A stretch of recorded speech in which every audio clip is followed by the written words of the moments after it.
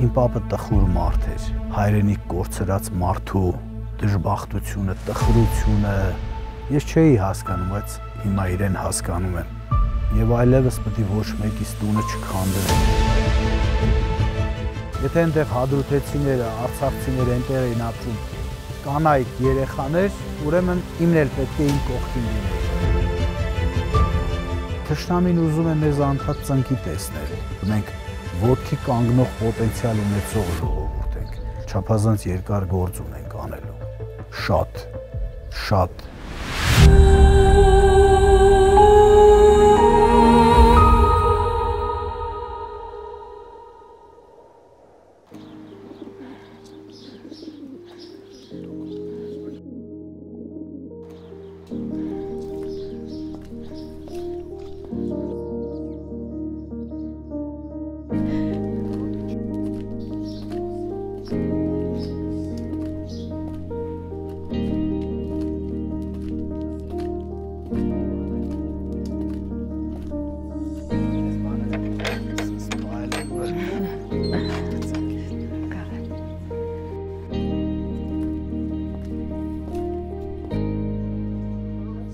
Արմենակ պապս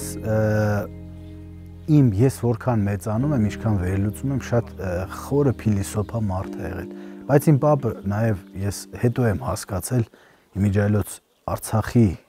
ներդեպ վերջի դեպքերից հետո իմ պապը տխուր մարդ էր։ Ես չէի հասկանում, բայց հիմա իրեն հասկանում եմ։ Հայրենիք կորցրած մարդու դժբախտությունը, տխրությունը, ինքը ոչ մի անգամ հարսանիքի չէր գնում, տենց քիչ շատ բաներ, բայց առավոտից իրիկուն աշխատում էր, ինքը տնտեսություն լավ վարող մարդ է եղել, հաջողակ մարդ է եղել, ասում են Արմենակի Մինոյի տված ցորենով, գարիով կարողացանք սովի տարիներին դիմանալ, դուրս գալ, դրա համար ես այստեղ իմ պապի կյանքի կարճ 3 բառով գրել եմ. մաքարեց, արարեց, ապրեցրեց։ Ձեր պապական տանն եք։ Այո։ Պրոշյանում եք ծնվել, բայց շատ եք կապված Լեռնարոտ գյուղի հետ։ Ձեր հյուրերին էլ այստեղ եք ընդունում։ Այս օջախը, միջավայրը, օդն ու ջուրը առանձնահատուկ խորհուրդ ունեն ձեզ համար։ Մեր գյուղը նախ ավելի ասուն մոտ է, այդ իհարկե, եւ ամենակարևորը մեր գյուղից ավելի լավ է երևում դեպի Սասուն ճանապարհը։ Մեր պապերը երբ որ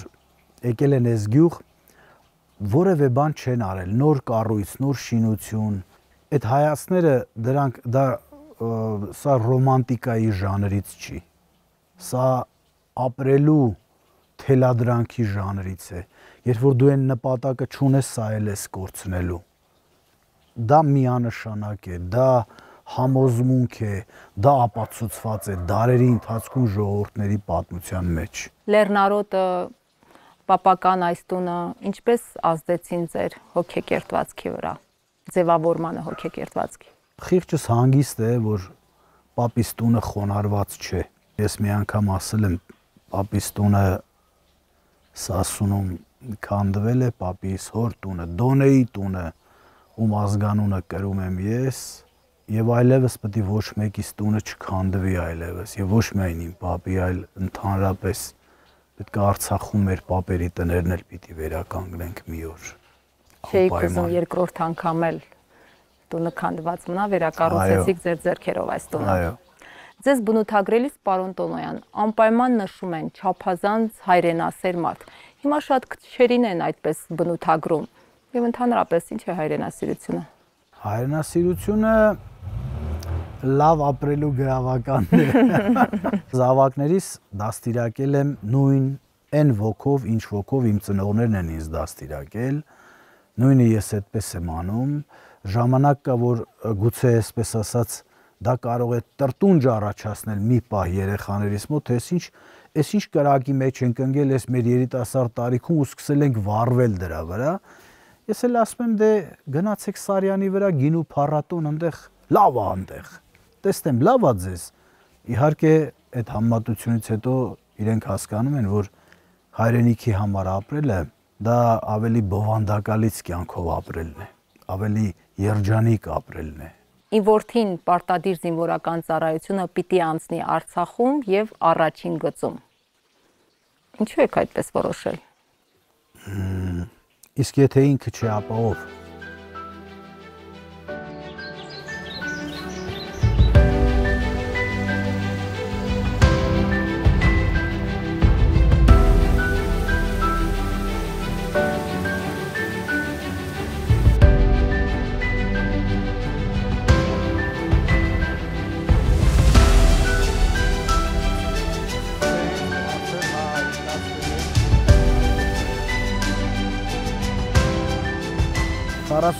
Օրյա պատերազմից հետո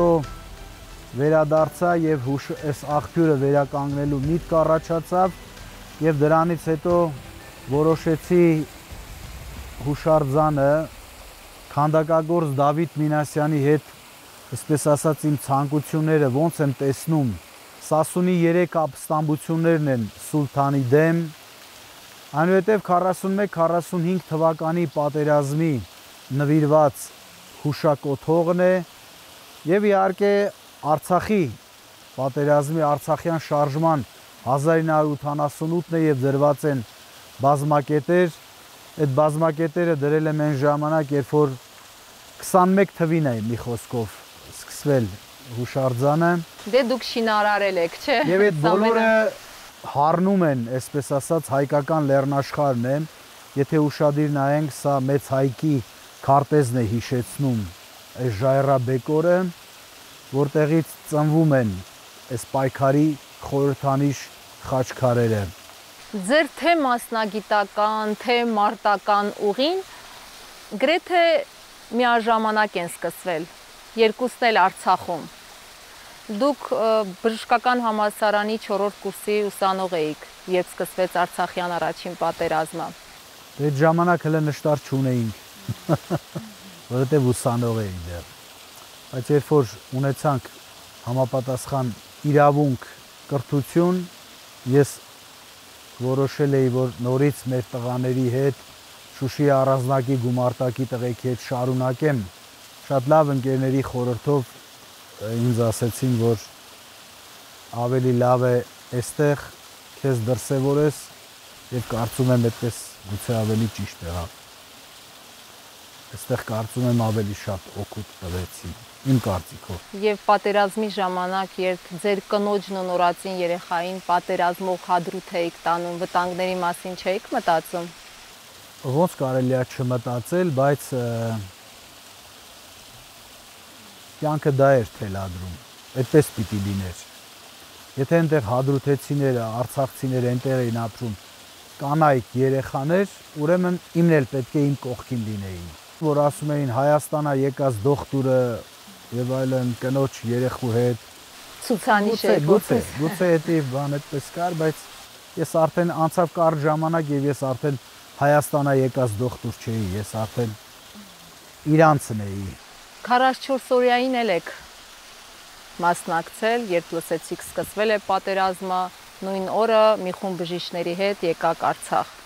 Եկանք, մինչև ամսի 10-ը մնացինք, առապեցինք, չարչարվեցինք, ծառայեցինք, արտասվեցինք։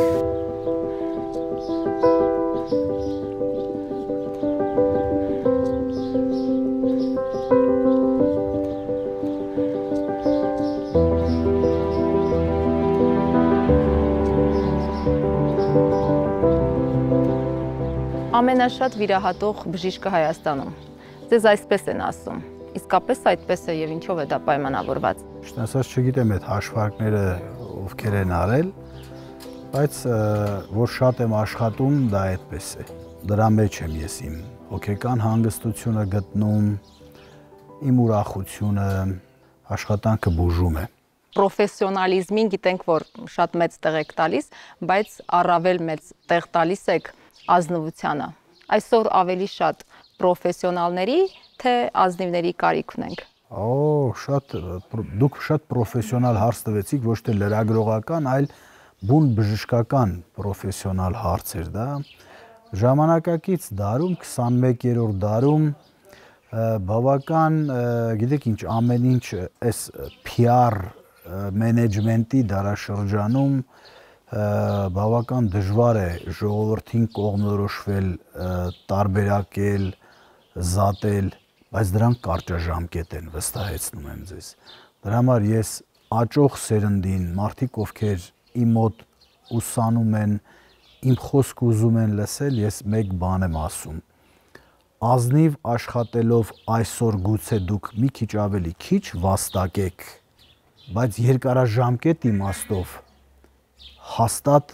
ամենան եք դառնալու հետո։ Դուք միշտ այս սկզբունքով եք առաջնորդվել։ Այո, որովհետև ազնվությունը երկար ժամանակի մեջ աշխատում է դա։ Դա ոչ միայն բուն աշխատելու իմաստով, այլ նաև դա մարդկային է, դա իսկական բժշկի կոչումն է։ Առաջի բժշկական կանոնը, որ գրվել է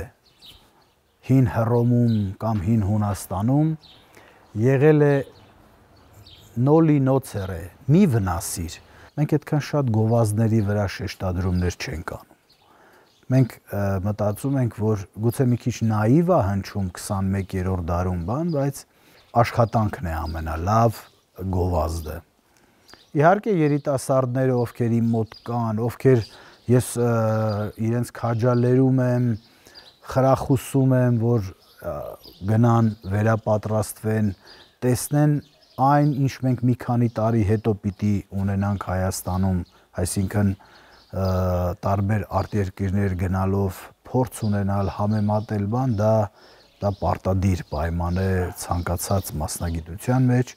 կարծում եմ առավել եւս բժշկության մեջ։ Իսկ դրանից չի տուժում հիվանդանոցը, որ նշում եք, մենք ավելորդ, այսպես ասած, չենք փիառվում։ Կարող է որ թիրախային ճիշտ գովազդ արվի, ել ավելի լավ կլինի կամ բան, բայց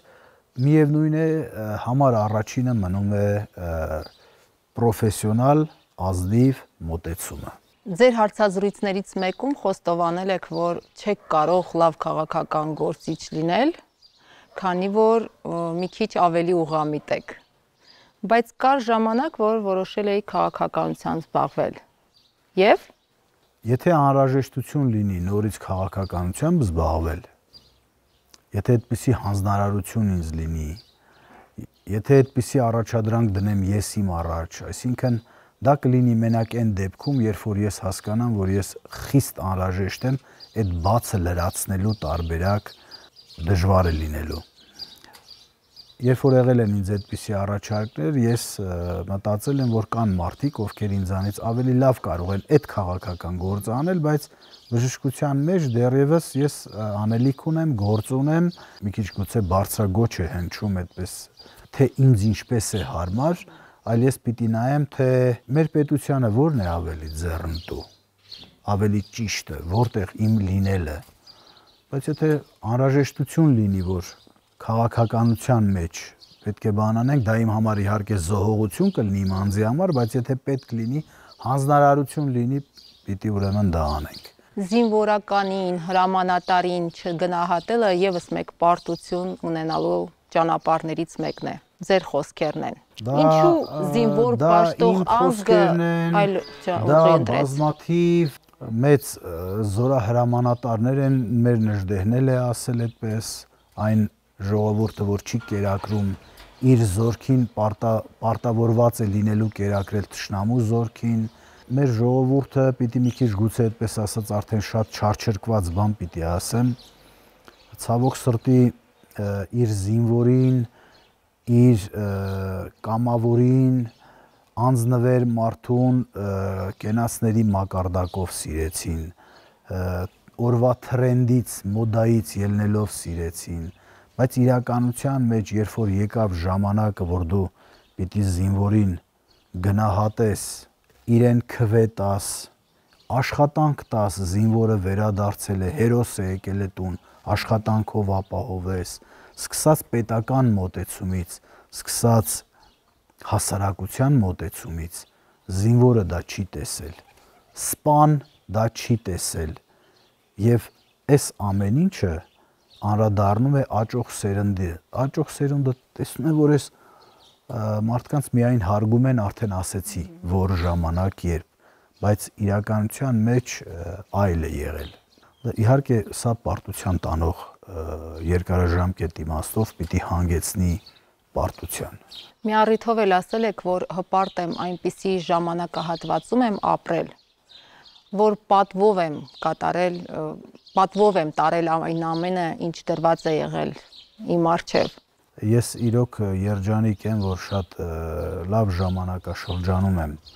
ծնվել, մեծացել։ Հիմա ձեր պարտքը համարում եք տված նոր սերունդին եք վստահում ապագան։ Կարծում եմ, ես դեռ անելիք ունեմ շատ բոլոր իմաստներով, նոր ծրագրեր ունենք, ոգևորություն պիտի բերենք, որովհետև ես լավ գիտեմ, որ կան մարդիկ, ովքեր նայում են, ինչպես են դրսևորում տվյալ մարդիկ իրենց, ինչ ծրագրեր ունեն ծրագրեր, թե չունեն։ Ես դրա համար ամեն օր մենք աշխատում ենք, մենք հասկանում ենք, որ հատկապես այս չափազանց ծանր, չգիտեմ, այդ կորուստը մենք ինչպես պետք է կարողանանք բանաձևել, բառերով արտահայտել, բավական դժվար է։ Չեմ կարող ասել երբ, բայց ծրագրավորված եւ այդ իմ նշած ճանապարհով գնալը մեզ հասցնելու է մեր պատմական Հայաստանին, որը պիտի դառնա իրական Հայաստանը։ Այսինքն տեսնում եք նոր սերնդի մեջ այդ ոգին։ ոգին։ Իհարկե տեսնում եմ։ Պայքարը չի լինում, ինչ որ մի փուլ պայքարեցիր, դե հիմա եկեք բոլորս պիտի ապարենք, ուրախանանք։ Պիտի լինի անընդհատ պարին զուգահեռել պիտի լինի պարը, ուրախությանը զուգահեռ, աշխատանք, կռիվ, պար, ուրախություն, նորից աշխատանք, նորից կռիվ, նորից Հիմա լուծումը ո՞րն է այս ամենի։ Լուծումը ոտքի կանգնելն է։ Թշնամին ուզում է մեզ անդադ ծնկի տեսնել, ծնկի եկած տեսնել, եւ ինքը հասկանում է, որ մենք ոտքի կանգնող պոտենցիալ ունեցող ժողովուրդ ենք։ Քանի դեռ մենք նոկաուտի մեջ ենք կամ նոկդաունի մեջ ենք, այդ ռինգում ենք մենք, քանի դեռ լիարժեք ոտքի չենք կանգնել, ուզում է հերթական հարվածներով վերջնական նոկաուտի ենթարկել մեզ։ Թշնամու ուզածը դա է, այդտեղ երկրորդ կարծիք չկա, չափազանց երկար գործ ունենք անելու։ Շատ։